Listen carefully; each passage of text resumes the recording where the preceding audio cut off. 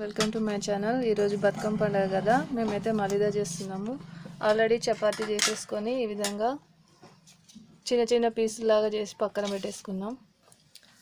So ఇక్కడైతే ఒక bowl తీసుకొని అందులో కొద్దిగా ఒక గ్లాస్ ఆఫ్ వాటర్ వేసుకొని అందులో ఒక కేజీ చపాతీ పిండికి 1/2 కేజీ బెల్లం తీసుకున్నాను.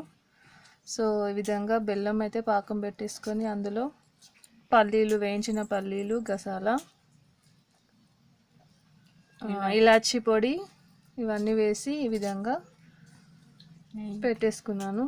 సో ఇప్పుడు నెయ్యి కూడా వేసాను. ఇప్పుడు కట్ చేసుకున్న పీసులని ఇందులో వేసేసుకోవాలి.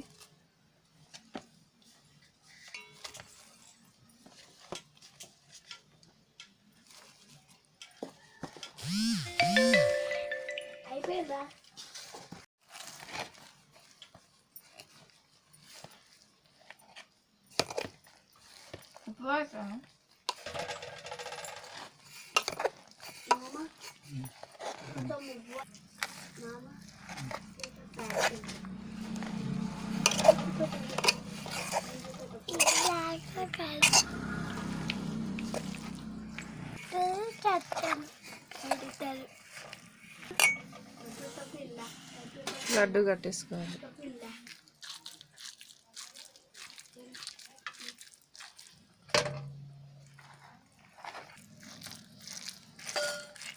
ఇలా లడ్డు కట్టేసి దేవునికి పెట్టి తినేసాను.